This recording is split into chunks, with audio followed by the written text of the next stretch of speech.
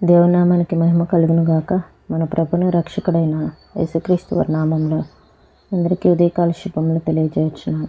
ఈరోజు దేవుని వాగ్దానము ఆదికాండము 21వ అధ్యాయము 2వ వచనము. దేవుడు అబ్రహాముతో చెప్పిన నిర్ణయ కాలంలో శారా గర్భవతి అతని ముసలితనమందు అతనికి కుమారుని కనును.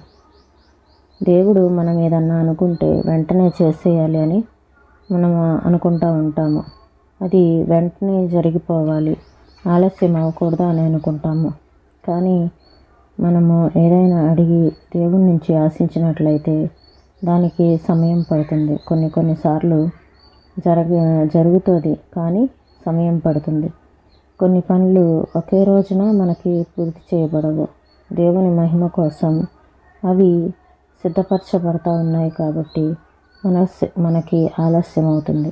ఆలస్యమైనప్పుడు ఓరిమి గల హృదయంతో ఎప్పుడు జరుగుతుందో అని కనిపెట్టడం వరకే మన పని. ఈ విధంగా అబ్రహాం గారు శారా గారు కనిపెట్టినప్పుడు దేవుడు అనుకున్న సమయంలో నిర్ణయ కాలంలో శారమ్మ గారు కుమారుని కన్ను. యెహోవా ఆలోచన సదాకాలము నిలుచును, ఆయన సంకల్పములు తరతరములకు ఉండును. కీర్తన 33:11. అయితే మనము ఆయన సమయము కొరకు కనిపెట్టవలెను. దేవునికి నియమిత సమయములున్నవి. అవి ఎప్పుడై ఉన్నవో తెలుసుకొనుట మన పని కాదు. వాటిని మనము తెలుసుకొనలేము, కానీ వాటి కొరకు కనిపెట్టగలము. హారానులో దేవుడు అబ్రహాముతో మాట్లాడినప్పుడు 30 ఏండ్ల తర్వాత నీకు కుమారుడు కలుగునని చెప్పి ఉండినచో అతని గుండె గాబరా పడిపోయి ఉండును. కనుక దేవుడు తన ప్రశస్తమైన ప్రేమను బట్టి ఆ సంగతిని సమయమును 30 ఏండ్ల కాలము మరుగుపరిచి కొద్ది మాసములకు ముందు మాత్రమే ఆ సంగతిని అతనికి స్మరణకు తెచ్చి ఇలాగనెను, మీదటికి ఈ కాలమున నిర్ణయ కాలమందు శారాకు కుమారుడు కలుగును. ఆదికాండము 18వ అధ్యాయం 14వ వచనం. ఆఖరుకు నిర్ణయ కాలము వచ్చినది. ఆ పితరుల ఆనందము వారి గృహమును నింపివేసినది. అలాగే చాలా కాలము నుండి నీ ఆశ తీరలేదని కనిపెట్టుచున్న విశ్వాసి దేవుడు నీకు ఆశాభంగము కలిగింపడని ఎరుగును. ఆయన తన నిర్ణయ సమయమునకు 5 నిమిషాలు కూడా ఆలస్యముగా రాడు. ఆయన రాగానే నీ సంతాపము సంతోషముగా మారిపోవును. దేవుడు నిన్ను సంతోషభరితునిగా చేయనాతురపడుచున్నాడు. అప్పుడు నీ వేదన రోదన మాయమైపోవును. వెలుగు రాగానే చీకటి పారిపోయినట్లు నీ చింతా చిబుకు నీలో నుండి పరిగెత్తిపోవును.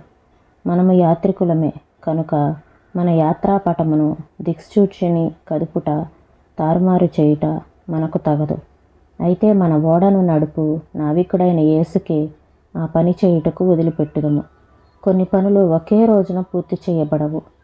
దేవుడు తన మహిమను ఒక్క క్షణములో తయారు చేయడు. ఆయన తన మహిమగల భవనములను సిద్ధము చేయుటకు చాలా దినములు తీసుకొనును. మబ్బును తొలగించి మన భవనములను మనకు చూపుటకు కొంత వ్యవధి పట్టును. కనుక మనము తొందరపడకూడదు. మహిమకరమైన ఉదయము ఒకటున్నది, కానీ అది ఎప్పుడో ఎవరు చెప్పగలరు? ఎత్తైన పర్వతము సమమైన మైదానముగా చేయబడవలెను. నెరద వచ్చిన నేల వర్షపు నీరు త్రాగవలెను. ఇత్తడి గుమ్మములు పగలగొట్టబడవలెను. కరుకు స్థలములు నునుపు చేయబడవలెను. వంకర మార్గములు తిన్ననివిగా చేయబడవలెను. అవి ఓరిమి గల హృదయులు ఎప్పుడు జరుగునో అని కనిపెట్టుచుందురు. దేవుని నిర్ణయ సమయంలో అలాంటి ఉదయము కలుగును. అది రేపే కావచ్చు, లేదా ఇంకొక రోజున కావచ్చు. అది ఆలస్యమైనను తప్పక జరిగి తీరును. ప్రార్థన చేసుకుందామండి.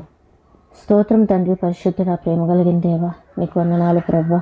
అయ్యా నా తండ్రి దేవా, అబ్రహాం గారితో చెప్పిన నిర్ణయ కాలంలో దేవా నా తండ్రి నాయన ప్రభా, శారమ్మ గారు గర్భవతి ముసలితనమందు అతనికి కుమారుని కనెను అని మీ వాక్యం సెలవిస్తూ ఉంది ప్రభా. మీరు ఇచ్చిన వాగ్దానం కొరకు నాయన ప్రభా వారెంతో ఆశతో ఎదురు చూశారు ప్రభా. మీరు సహాయం చేశారు తండ్రి.